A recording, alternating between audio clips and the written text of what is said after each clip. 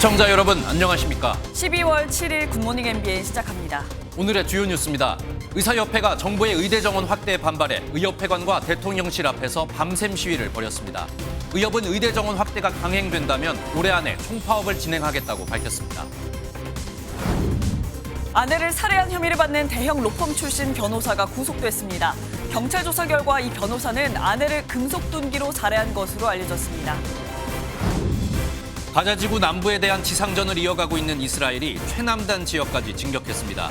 네타냐후 이스라엘 총리는 하마스 지도자의 자택을 포위했다며 체포에 자신감을 내비쳤습니다. 윤석열 대통령이 이동관 전 방송통신위원장 사임 닷새 만에 후임으로 검찰 출신 김홍일 국민권익위원장을 지명했습니다. 다음 주 윤 대통령의 네덜란드 순방이 마무리되면 외교 안보라인 중심의 추가 개각이 이뤄질 전망입니다. 절기상 대설인 오늘 중부를 중심으로 아침에 반짝 영하권 추위를 보이겠습니다. 하지만 이후 기온이 10도 이상 빠르게 올라 포근해지겠습니다. 대한의사협회가 어젯밤부터 오늘 아침까지 용산 대통령실 앞에서 밤샘 시위를 벌였습니다. 정부가 의대 정원 확대를 강행할 경우 이번 달 안에 총파업에 돌입할 수 있다는 입장입니다. 다만 정부와 의료계의 대화창이 아직 완전히 닫히진 않아서 사태 진정의 마지막 불씨는 살아있는 상황입니다. 오늘 첫 소식 신용수 기자입니다. 의대 정원 확대 추진 의료 체계 붕괴된다. 믿는다. 의대 정원 확대 규탄을 위해 대한의사협회는 어제 밤 10시부터 밤샘 농성을 시작했습니다. 투쟁위원장을 맡은 최대집 전 회장은 삭발까지 진행했습니다. 농성은 여기에서 끝나지 않았습니다. 의협은 이필수 회장을 시작으로 아침 7시까지 이어지는 릴레이 1인 시위를 용산 대통령실 앞에서 진행했습니다. 의협은 다음 주 파업 투표를 진행하는데 정부가 의대 정원 확대를 강행할 경우 올해 안에도 즉각 파업에 돌입하겠다는 입장입니다. 만약 12월 중으로 어떤 의대 정원을 확정해서 정부가 발표를 한다. 그러면 그때도 우리는 즉각적인 총파업에 돌입할 수밖에 없습니다. 다만 정부와 의료계의 협상 가능성이 완전히 사라진 것은 아닙니다. 어제 진행된 의료현안협의체 회의에서 정부와 의협은 다음 회의 때 서로의 원칙과 객관적 근거를 정리해 심층 논의하기로 했습니다. 어떤 객관적인 근거가 있는지에 대해서 다시 정리하고 의협이 생각하는 원칙과 의협이 분석한 데이터를 다 펼쳐놓고 어쨌든 협의점을 좀 도출할 수 있도록. 정부와 의협 간 갈등 봉합이냐 아니면 의료계 총파업이라는 극단의 상황으로 가느냐 살얼음판은 계속되고 있습니다. MBN 뉴스 신용수입니다. 우리나라에서 손꼽히는 대형 로펌에서 일했던 한 50대 변호사가 아내를 때려 숨지게 한 혐의로 구속됐습니다. 부부싸움 도중 아내를 금속둔기로 살해한 혐의를 받는데 법원은 변호사가 도망갈 우려가 있다며 구속영장을 발부했습니다. 이 소식은 이상협 기자입니다. 노란색 외투와 모자를 쓴 남성이 법원으로 호송됩니다. 지난 3일 서울 종로구 아파트에서 부부싸움을 하다 아내를 살해한 혐의를 받는 대형 로펌 출신 변호사 A씨입니다. 가족에게 하실 말씀 없으세요? 혐의 인정하시나요? 어제 오후 A씨의 영장실질 심사를 진행한 법원은 A씨가 도주할 우려가 있다고 보고 구속영장을 발부했습니다. 경찰 조사 결과 A씨는 금속 재질의 막대기로 아내를 살해한 것으로 알려졌습니다. A씨는 평소에도 가정 불화와 금전 문제로 아내와 자주 다퉜던 것으로 전해집니다. 부검에 나선 국가수는 아내가 목압박 질식과 저혈량 쇼크가 겹쳐 사망했을 것으로 보인다는 1차 구두 소견을 냈습니다. A씨는 전직 국회의원 아들이자 대형 로펌 소속 변호사였는데 사건이 일어난 직후 퇴사한 것으로 알려졌습니다. 경찰은 A씨가 아내를 살해한 정확한 경위를 조사할 예정입니다. MBN 뉴스 이상엽입니다. 가자지구 남부에서 지상작전을 벌이고 있는 이스라엘군이 남부 최대 도시 칸 유니스에 진입한 데 이어 최남단 라파 지역까지 공습을 감행했습니다. 이스라엘은 하마스 최고 지도자인 신와르의 집을 포위했다며 곧 제거할 것이라고 엄포를 놨습니다. 서영수 기자입니다. 공습을 받아 군데군데 무너진 건물에 시뻘건 불길이 치솟습니다. 구조대원들은 잔해 속에서 찾아낸 부상자를 황급히 구급차로 실어 나릅니다. 가자지구 남부에서 지상작전을 본격화한 이스라엘군이 최남단 도시 라파 지역까지 공습을 확대했습니다. 이번 공격으로 현재까지 최소 9명이 숨지고 여러 명이 부상을 입었습니다. قاعدين هنا هيك شوي في 3 صواريخ ضربوا هيك بخبطه واحده. قاعدين نجري اللي هو في دار هنا عمر اللي هو بخبطينها والدار كلها نازحين كمان. 하마스 지도부가 가자 남부에 은신하고 있다고 믿는 이스라엘은 전방위적인 지상 작전을 통해 포위망을 좁혀가고 있습니다. 이스라엘군은 하마스의 방어선을 뚫고 남부 최대 도시 칸 유니스의 중심부에 진입했다고 밝혔습니다. 네타냐후 총리는 하마스 지도자인 시나르가 머물고 있는 자택을 포위했다며 체포에 대한 자신감을 드러냈습니다. 시나르는 이번 기습 공격을 주도한 것으로 알려진 인물로 이스라엘군의 1순위 제거 대상입니다. אמש אמרתי שכוחותינו יכולים להגיע לכל מקום ברצועת עזה. עכשיו הם מקטרים את ביתו של סינואר. אז ביתו איננו מבצרו. 수십만 명의 피라민이 머물고 있는 지역에서 전투가 격해지자 유엔은 잔혹 범죄가 일어날 가능성이 커졌다며 즉각적인 휴전을 촉구했습니다. MBN 뉴스 서영수입니다. 중국 정부가 요소수 수출을 제한하면서 다시 요소수 대란이 재현되는 것 아니냐는 우려가 나오고 있는데요. 실제 판매 가격이 2배 가까이 뛰는가 하면 배송도 점점 늦어지고 있습니다. 하지만 정부는 비축 물량이 충분하니 문제가 없다는 입장입니다. 김도형 기자가 취재했습니다.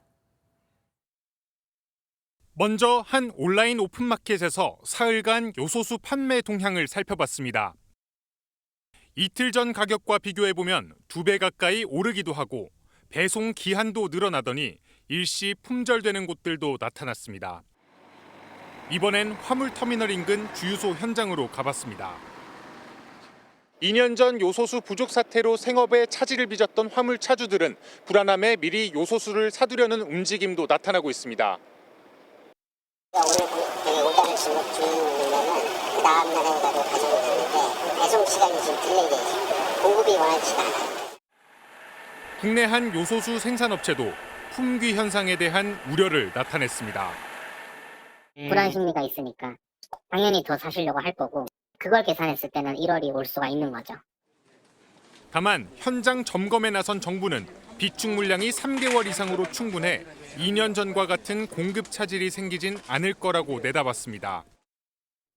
다른 대체 수입선 확보라든가 공공 비축 그리고 우리 중국 외에 다른 지역에서 좀 수입할 수 있도록 그 제도적인 부분까지도 지금 종합적으로 추진하고 있어서 우리 국민들께서 특별히 이 문제로 걱정하실 일은 없을 거라고 생각합니다.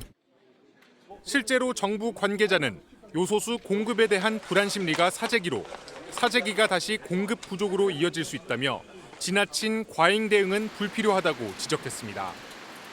MBN 뉴스 김도형입니다. 중국이 요소 수출을 통제한 이 배경, 비료용 요소가 부족해진 인도가 중국산 요소를 사재기했기 때문입니다. 차량용뿐 아니라 비료용 요소도 부족해질 가능성이 커지면서 우리 농가에도 비상이 걸렸습니다. 유승호 기자가 보도합니다. 요소수 부족 대란으로 전국 물류망이 마비됐던 지난 2021년 중국의 요소 수출 통계입니다. 전체 수출량의 51.6%가 인도에 쏠렸고 특히 9월에는 전체 수출의 75%가 인도로 갔습니다. 지난해 40%를 밑돌았던 인도의 중국산 요소 수입량은 올해 9월 다시 73%로 치솟았습니다. 인도의 중국산 요소 사재기에 중국 내 요소 재고량도 지난해 같은 기간의 반토막 수준인 47만 톤에 불과합니다. 중국 질소비료공업협회는 요소 생산 계획에 따라 생산을 적절하게 늘리지만 중국 내 판매를 우선시해야 한다고 밝혔습니다. 중국 당국 역시 내수 시장 안정을 위한 수급 조절이라며 정치적 고려와는 선을 그었습니다. 化肥生产和消费大国，据向主管部门了解，今年前10个月，中国累计出口化肥2572万吨，同比增长28.8%。 중국의 요소 수출 제한에 내년 농사를 앞둔 우리 농가도 비상입니다. 미리 농지에 비료를 뿌려야 하는 겨울에 비료 수입이 크게 늘지만 요소 수입에 차질이 생기면 제때 비료를 생산할 수 없습니다. 농림축산식품부는 농업용 비료 요소의 중국산 비율은 22% 수준이라며 국내 비료 수급에 미칠 영향은 제한적이라고 전했습니다.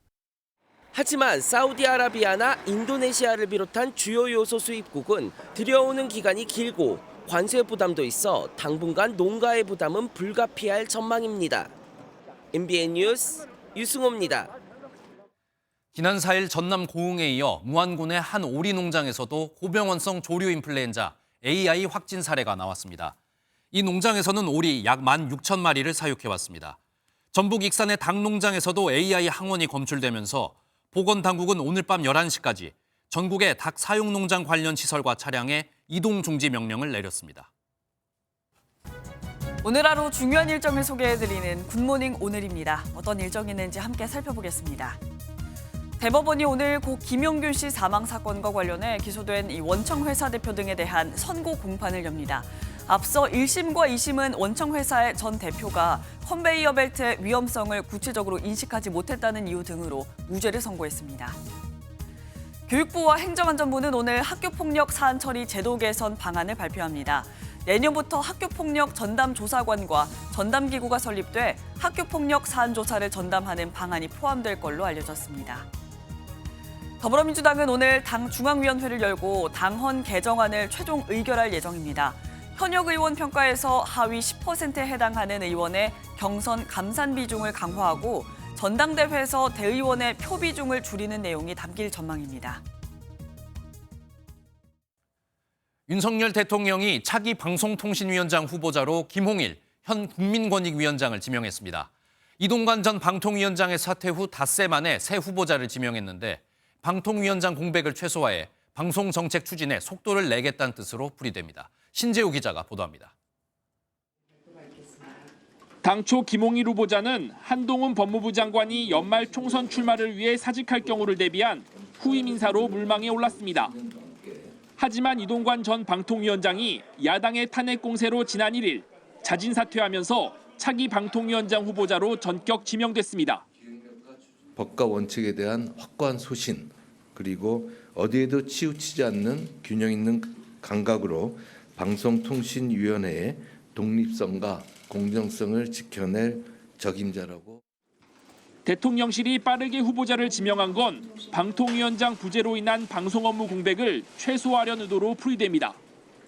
당장 이번 달 유효기간이 끝나는 지상파 3사에 대한 재허가 의결이 시급한 데다 최근 보류됐던 YTN 최대 주주 변경 문제도 다시 결론을 내야 합니다. 또 내년 상반기엔 일부 종편과 보도 채널에 대한 재승인 심사도 진행해야 합니다. 방통위는 정족수 5명 중 2명 이상의 상임위원 요청이 있어야 회의 소집, 의결이 가능하지만 현재 남은 상임위원은 이상인 부위원장뿐입니다. 국민에게 신뢰받고 사랑받는 공정한 그리고 독립적인 방송통신이 되도록 최선을 다해서 노력하겠습니다. 김 후보자가 이번 달에 인사청문회를 치르고 임명안이 제가되면 방통위는 이르면 연내 재가동될 것으로 보입니다. MBN 뉴스 신재우입니다. 앞서 보신 이번 방통위원장 지명을 놓고도 정치권에서는 여야의 힘겨루기가 이어졌습니다. 국민의힘은 방통위 업무 공백을 막아야 한다며 대승적 협조를 요구했습니다. 하지만 더불어민주당은 심판을 각오하라며 이번에도 청력 저지를 벼르고 있습니다. 이어서 안병수 기자입니다. 검찰 출신 김홍일 후보자의 양측은 상반된 평가로 설전을 벌였습니다. 국민의힘은 방통위가 방송통신에 관한 정책과 규제 업무를 다루는 만큼 법률가가 적합하다고 지원 사격했습니다. 방통위를 정말로 한시라도 비울 수 없다는 그런 생각도 하셨을 것 같습니다.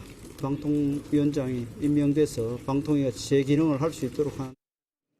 더불어민주당을 향해서는 공영방송 정상화를 위해 대승적 협조를 당부한다고 밝혔습니다. 이동관 전 방통위원장을 탄핵 소추한 민주당이 후임 인사의 탄핵 소추 가능성도 언급한 상황을 고려한 것으로 풀이됩니다. 민주당은 또 검찰 출신이라는 비판을 쏟아내며 지명 철회를 촉구했습니다. 부적격 사유가 너무나도 분명한데 대통령 스스로도 여론 간보기만 혹시 하는 것입니까? 방송장악, 언론 탄압을 위한 김홍일 방통위원장 임명을 강행한다면 민주당은 윤 대통령이 임명을 강행할 경우 심판을 각오하라며 총력 저지를 예고했습니다. MBN 뉴스 안병수입니다. 한편 윤석열 대통령은 다음 주 네덜란드 국빈 방문을 마친 뒤 추가 개각에 나설 것으로 보입니다. 현재 비어있는 국가정보원장을 포함해 외교안보 라인을 전면 개편할 것으로 예상됩니다. 이 내용은 권영범 기자입니다. 추가 개각이 이뤄질 것으로 예상되는 시점은 오는 11일에서 14일까지 예정된 네덜란드 국빈 방문 이후입니다. 개각의 중점 대상은 국가정보원장과 외교부 장관, 국가안보실장 등 외교 안보 라인이 될 것으로 보입니다. 김규현 전 원장 사퇴로 공석인 국가정보원장엔 조태용 국가안보실장이 유력한 것으로 전해졌습니다. 후임 국가안보실장엔 외교관 출신의 북핵 전문가로 알려진 주 이탈리아 대사 등을 지낸 이용준 세종연구소 이사장이 유력합니다. 국빈 방문을 수행하는 박진 외교부 장관의 후임으론 주 스페인 대사와 주 유엔 대사 등을 역임한 조태열 전 외교부 2차관이 검증 절차를 밟고 있습니다. 박 장관은 후임자 인선 절차가 마무리된 뒤 국회의원 신분으로 돌아가 총선 출마를 준비할 전망입니다. 1차 개각에 포함되지 않은 정부 부처에서도 추가 교체가 예상됩니다. 새 산업통상자원부 장관은 안덕근 통상교섭본부장과 우태희 전 산업부 2차관이 거론되고 고용노동부와 과학기술정보통신부 장관도 교체 가능성이 남아 있습니다. 다만 내년 4월 총선 출마설이 거론됐던 이복현 금융감독원장은 유임 가능성이 커진 것으로 알려졌습니다. MBN 뉴스 권용범입니다. 경남 진주 시외버스 터미널에서 버스 한 대가 사라졌습니다. 도로에서 발견된 이 버스는 4시간 가까이 난폭 운전을 이어가다 중앙분리대를 들이받고 멈춰섰는데요. 그런데 알고 보니 운전자가 버스 기사가 아니었습니다. 보도에 강진우 기자입니다. 파란 점퍼에 마스크를 낀 30대 남성이 시외버스에 올라탑니다. 시동을 켜고 5분간 예열까지 시키고 나서 후진으로 차를 빼 유유히 터미널을 벗어납니다. 누가 봐도 영락없는 시외버스 운전기사지만 사실은 버스 절도범입니다. 아니죠. 10년 이상 내가 근무해도 이런 경우는 완전히 처음이죠. 황당하죠. 버스를 훔치는데 성공한 운전자는 플라스틱으로 만든 중앙분리대를 100m 이상 밀어버리는 등 도로 곳곳을 아수라장으로 만들었습니다. 이 남성은 훔친 버스를 몰고 4시간 가까이 진주 시내를 돌아다니다 이곳 중앙분리대를 들이받고 경찰에 붙잡혔습니다. 현행범으로 체포된 이 남성은 술이나 마약은 하지 않은 것으로 밝혀졌습니다. 하지만 행설수설하며 진술을 제대로 하지 않고 있어 조사에 어려움을 겪고 있습니다. 그냥 차키가 꽂혀 있으니까 얘가 이제 기존에 운전면허증이 대행운전면허증이 있다 보니까 차량을 운전한 것으로 판단됩니다. 경찰은 이 남성의 정신병력이 있는지를 비롯해 범행 동기를 수사할 계획입니다. MBN 뉴스 강진우입니다. 김포 골드라인에서 민원이 또 들어왔습니다. 아침 출근 시간대에 타는 냄새가 난다는 신고가 접수된 건데요. 지난달에도 비슷한 내용의 민원이 있었던 만큼 시민들은 불안해하고 있습니다. 손성민 기자가 시민들을 만나봤습니다. 한 온라인 커뮤니티에 올라온 게시물입니다.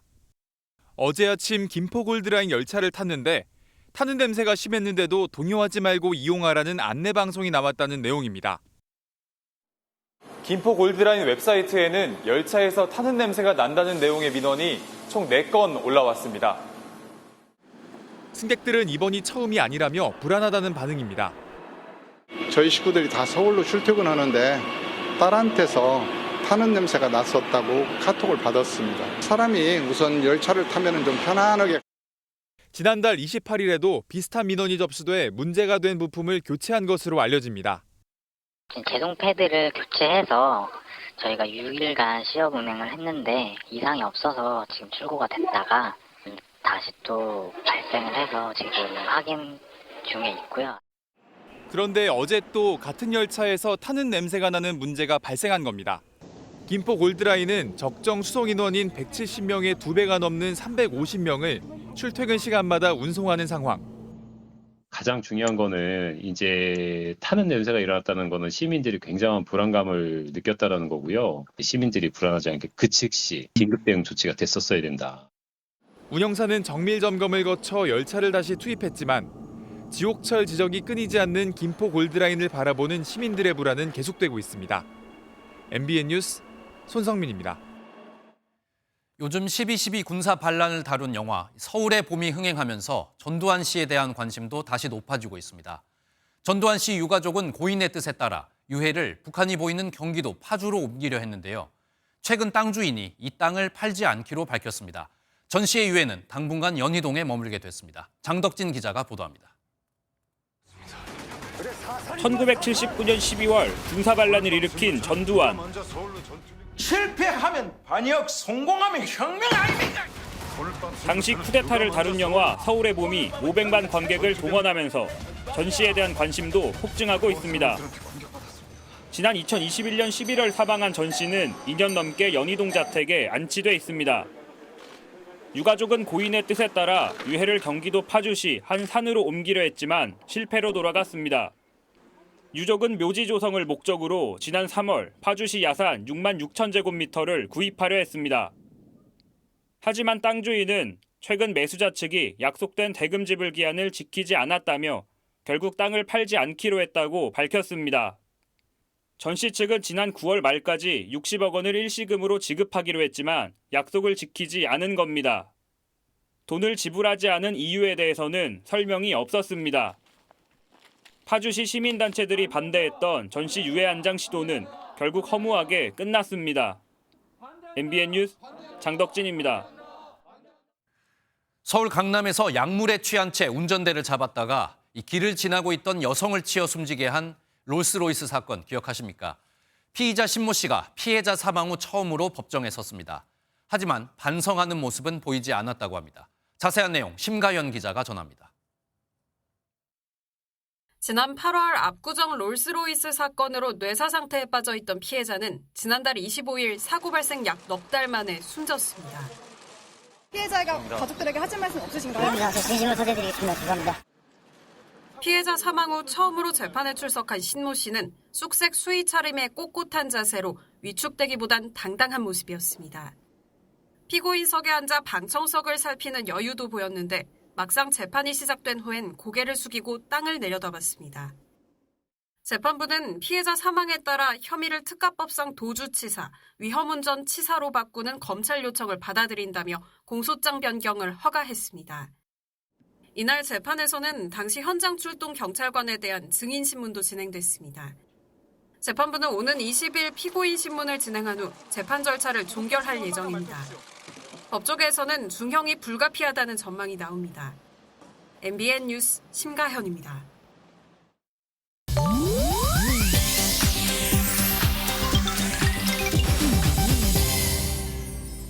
인터넷에서 화제가 되고 있는 소식들을 모아 전해드리는 인터넷 와글와글입니다. 그룹 블랙핑크가 소속사 YG 엔터테인먼트에서 그룹 활동을 이어나가기로 재계약을 체결했습니다. YG는 어제 공시 이후 보도자료를 통해 전속 계약을 체결했다고 밝혔는데요.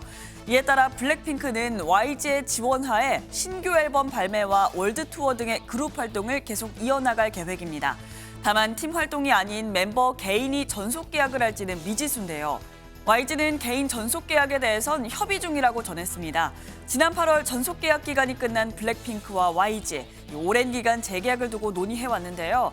이 가운데 멤버들의 1인기 획사 독립설, 멤버 1명의 재계약 성사 등 여러 설이 제기된 바가 있습니다. 일본에선 손님에게 뺨을 때리는 식당이 인기입니다. 나고야의 한 음식점에선 여성 종업원에게 뺨 맞기 서비스를 제공하고 있는데요. 외신에 따르면 이 식당은 300엔, 약 2,700원을 지불하면 종업원이 손님의 뺨을 때립니다. 특정 직원을 지명할 경우에는 추가 요금까지 낸다는데요.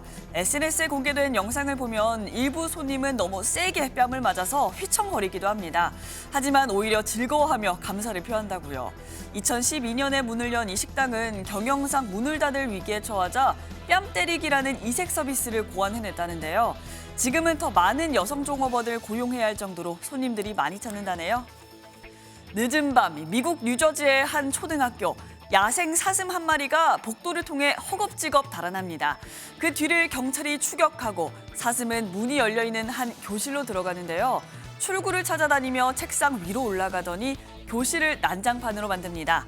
현지 시간 4일 외신에 따르면 이 사슴은 지난달 미국의 추수감사절 연휴에 초등학교에 침입한 사실이 뒤늦게 알려졌는데요. 경찰이 공개한 당시 보디캠 영상에는 사슴을 조심히 잡기 위해 안절부절하는 모습도 포착됐습니다. 사슴에게는 루돌프란 별명도 생겼다는데 결국 밖으로 끌고 나와 안전하게 돌려보내는 데 성공했다네요. 지금까지 인터넷 와글와글이었습니다. 6년 전 애플이 아이폰 배터리에 문제가 생기자 몰래 휴대전화 성능을 떨어뜨리는 업데이트를 해 논란이 됐습니다. 국내 소비자들이 손해배상 소송을 냈는데 1심에서는 애플이 이겼지만 2심에서는 결과가 뒤집혔습니다. 우종환 기자입니다.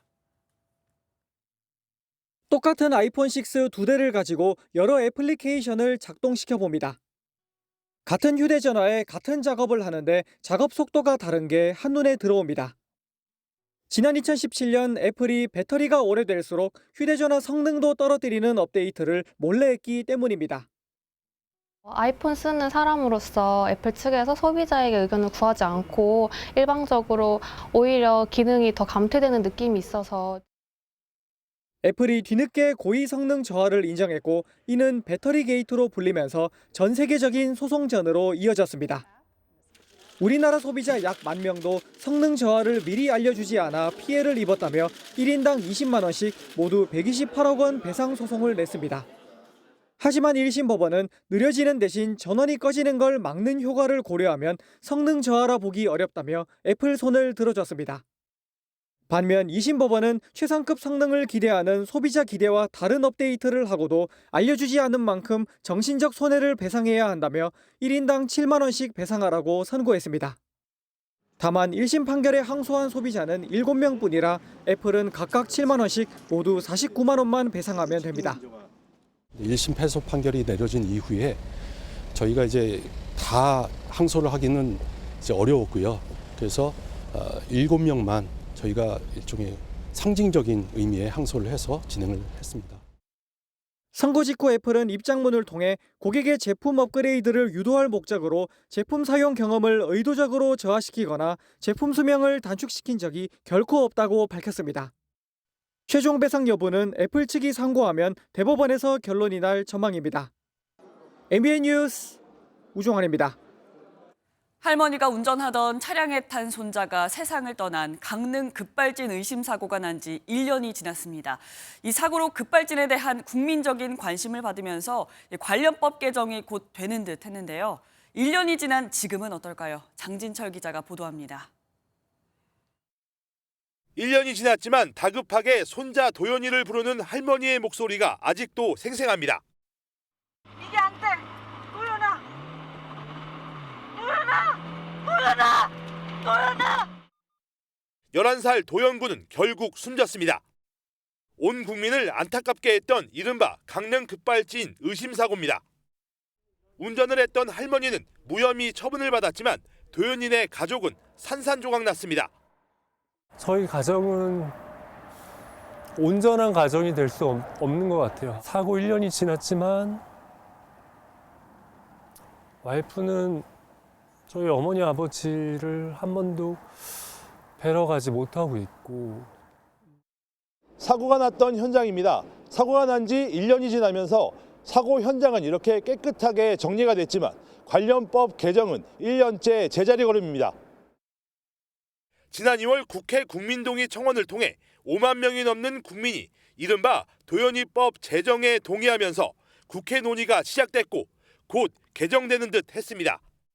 하지만 본회의 상정도 장담할 수 없습니다. 주무부처인 공정거래위원회가 신중론을, 국회는 공정위의 용역 결과만 기다리고 있습니다. 공정위가 이 법안을 위해서 제조물책임법 운용 실태조사 연구를 최근에 종료한 걸로 알고 있습니다. 공정위의 그 기관 취지에 맞게끔 약자 입장에서 도연이법 개정안은 21대 국회가 끝나면 자동 폐기됩니다. MBN 뉴스 장진철입니다.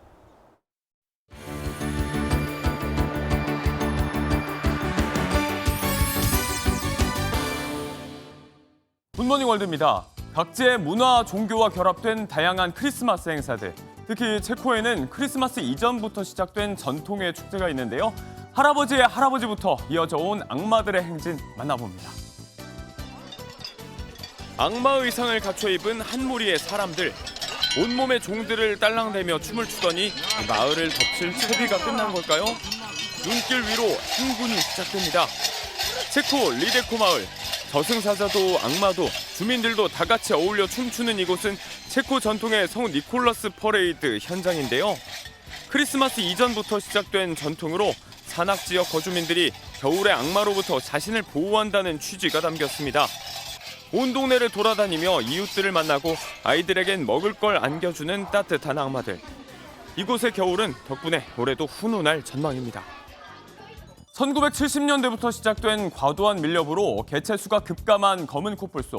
대표적인 멸종 위기종으로 그 위기가 더 가속화되고 있다는데요. 미국의 한 동물원에서 귀하디 귀한 새끼가 태어났답니다. 미국 포틀랜드 오리건 동물원의 검은 코뿔소 조지. 11살 난 이 암컷 코뿔소에게 축하할 일이 생겼습니다. 지난 4일 건강한 아기 코뿔소를 출산한 건데요. 멸종 위기종인 검은 코뿔소의 명맥을 잇는 선물 같은 존재죠. 이 종은 아예 이미 지난 2011년 멸종 선언이 내려지기도 했는데요. 갓 태어난 새끼는 안쓰러운 모습으로 어미를 졸졸 따라다니기에 바쁩니다. 보통 출생 직후 몸무게가 약 100파운드 정도 된다는데요. 날이 따뜻해지고 살집이 더 붙으면 관람객들에게 공개할 예정이랍니다. 그때까지 엄마 사랑 듬뿍 받고 무럭무럭 자라길 바랍니다. 폭우로 불어난 강물에 차 위에 꼼짝없이 고립되고 세찬 비는 그칠 기미를 보이지 않을 때 하늘에서 간절히 바라던 동아줄이 내려온다면 없던 종교도 생길 것 같은데요. 그 극적인 구조 현장으로 가봅니다. 폭우를 뚫고 나타난 헬기에서 능숙하게 내려오는 구조대원. 세찬 빗줄기 속 불어난 강물의 기세가 거센데요. 차량 지붕 위에 고립된 여성을 향해 거침없이 내려오더니 금세 구조해냅니다. 미국 워싱턴주 와키아쿰 카운티에 집중호우가 쏟아진 현장인데요. 인근 그레이스 강이 범람하면서 일대가 완전히 물에 잠겼습니다. 운전 중에 도로를 집어삼킨 강물에 휩쓸려 꼼짝없이 이렇게 구조를 기다리고 있었다고요. 이 밖에도 홍수로 고립된 주민 4명이 안전하게 구조됐다는데요. 신속한 구조 덕에 인명피해만큼은 막을 수 있었으니 천만다행이죠. 굿모닝 월드였습니다.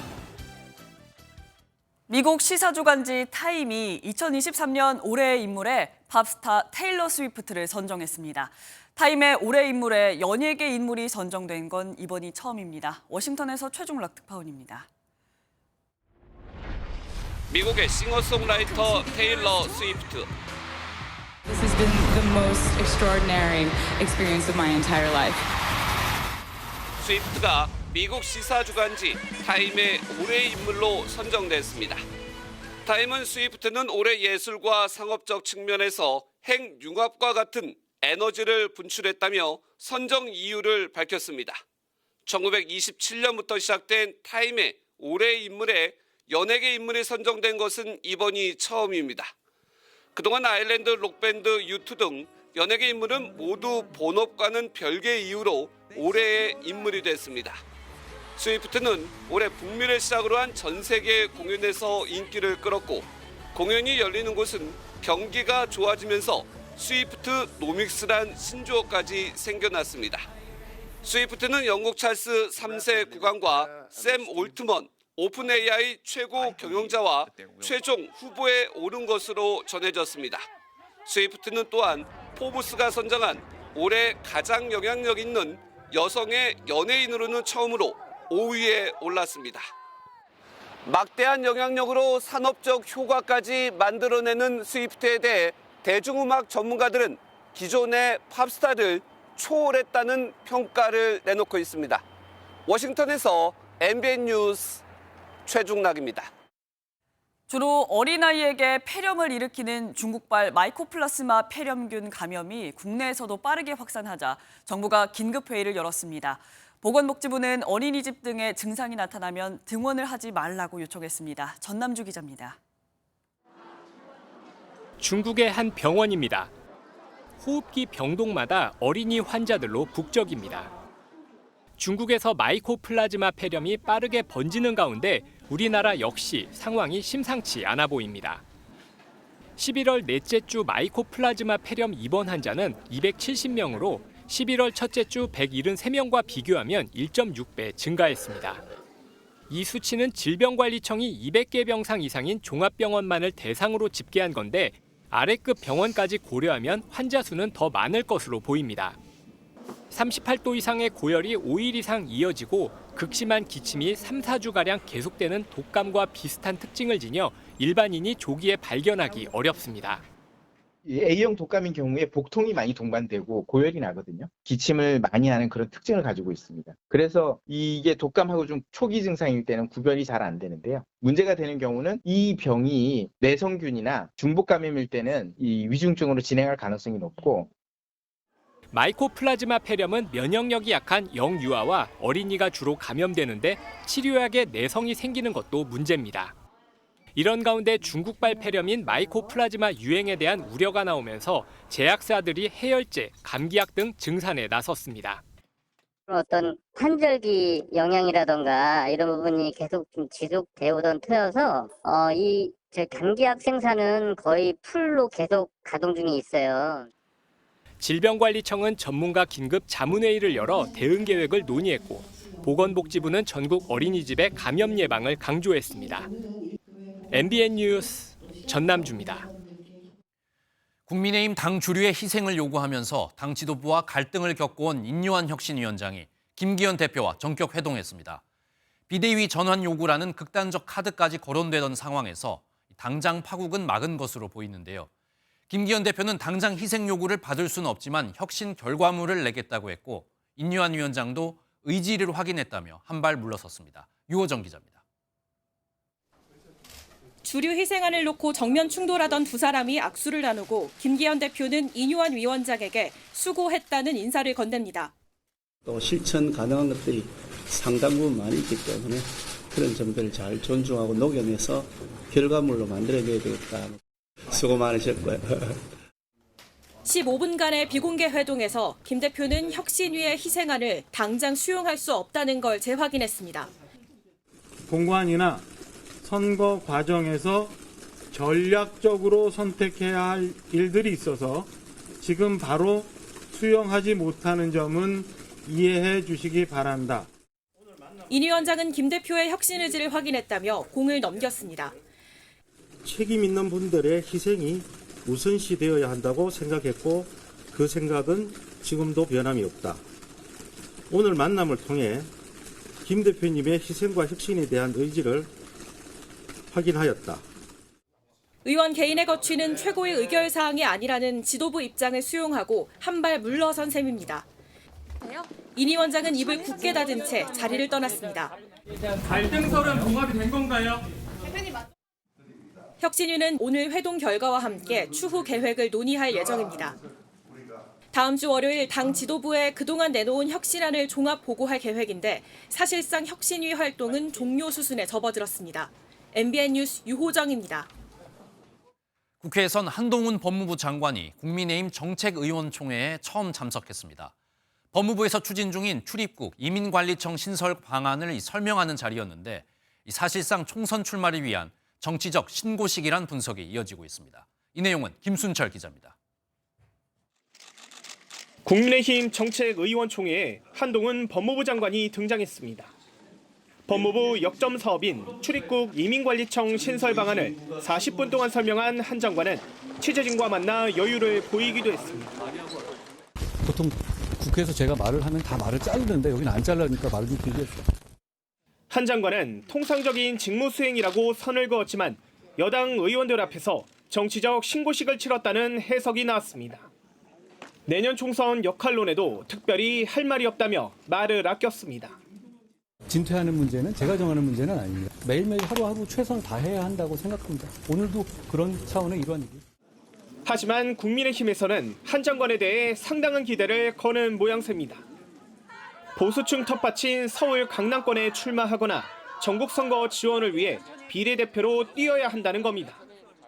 국민의힘의 한 핵심 관계자는 MBN과의 통화에서 한 장관의 출마 자체는 기정사실로 받아들이고 있다고 말했습니다. 이민청 설치 세부 내용은 이달 내에 발표될 것으로 알려졌는데 이 사업을 마무리한 한 장관이 원포인트 개각으로 선거 전면에 나설 가능성도 제기됩니다. MBN 뉴스 김순철입니다. 민주당에서는 이낙연 전 국무총리의 탈당 여부가 초미의 관심사입니다. 이재명 대표가 통합 메시지를 내고 또 당의 단합을 위해 이 전 총리 등과 만날 뜻이 있다며 단합을 강조하고 있는데요. 그런데 이 전 총리는 자신에 대한 출당 청원에 대해 불편한 감정을 드러내는 건 물론이고 이 대표와의 만남도 생각이 없다 선을 긋고 있습니다. 강영호 기자입니다. 이재명 대표는 비명계와의 소통이 필요하고 이 전 총리는 민주당 안에서 혁신해야 한다. 임종석 전 문재인 대통령 비서실장은 양측의 화합을 주문했습니다. 하지만 공개행보를 이어간 이 전 총리는 이 대표와의 만남에 선을 그으며 김부겸, 정세균 두 전직 총리와의 연대 가능성만 다시 언급했습니다. 어떻게 해야 총선을 잘 치를 것인가 하는 것은 당과 후보자들이 결정할 일이지요. 전직 총리들과는 만남이 있을 수도 있을 겁니다. 자신에 대한 출당 청원을 삭제 조치하는 등 이 대표의 통합 행보에 대해선 특별한 생각이 없다며 큰 의미를 부여하지 않았습니다. 신당 창당작업이 한창인 이준석 전 국민의힘 대표는 이 전 총리와의 연대 가능성을 시사했습니다. 지난 정권에서 총리를 지냈던 분이라 해가지고 정치적인 그런 어떤 지향이 다르다는 이유만으로 저는 대화를 단절하거나 이럴 생각은 없습니다. 이 전 총리는 생각하지 않고 있다고 일축했지만 탈당 등이 구체화될 경우 이 전 대표와의 만남 가능성도 배제할 수 없다는 관측입니다. MBN 뉴스 강영호입니다.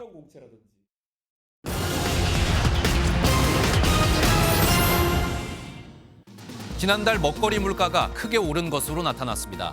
특히 외식 물가 상승률이 4.83%로 30개월 연속 상승했는데 3.3% 수준인 전체 소비자 물가 상승률을 넘어섰습니다. 햄버거가 16.9% 올랐고 피자는 10%, 비빔밥은 7.1%, 김밥은 6.9%씩 가격이 올랐습니다. 한국공항노동조합이 어제부터 오늘까지 이틀간 파업에 나섭니다. 파업에는 전국 14개 공항 2,300명 중 필수 인력을 제외한 900명이 참석합니다. 노조는 고물가 속에서도 사측이 월급 2만 원 인상안을 제시했다며 파업 이유를 밝혔는데요. 공사 측은 대체 인력을 확보해 공항 운영에는 차질이 없도록 할 방침입니다. 지난해 늘어난 일자리 가운데 절반가량은 노인 일자리로 나타났습니다. 지난해 일자리는 2,645만 개로 전년보다 87만 개 늘었는데 이 중에 절반인 44만 개가 60세 이상 일자리였습니다.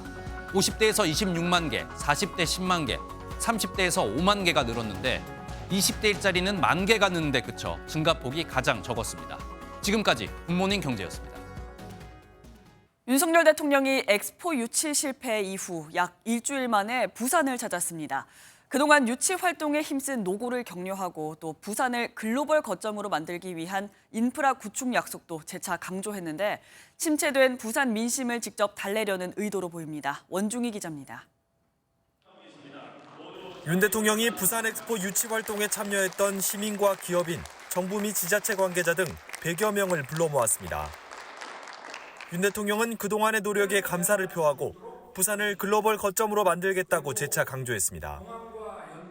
가덕도 신공항 개항, 산업은행 부산 이전, 북항 재개발 등 3대 현안의 신속한 추진도 약속했습니다. 부산을 축으로 영원한 남북권 발전을 추진하고 전국 균형 발전을 통한 우리 경제의 도약을 위한 것입니다. 부산 is beginning입니다. 윤 대통령은 이어 부산의 대표 전통시장인 국제시장으로 자리를 옮겼습니다. 이재용 삼성전자 회장, 구광모 LG그룹 대표 등과 함께 떡볶이도 먹으며 직접 상인들을 격려했습니다.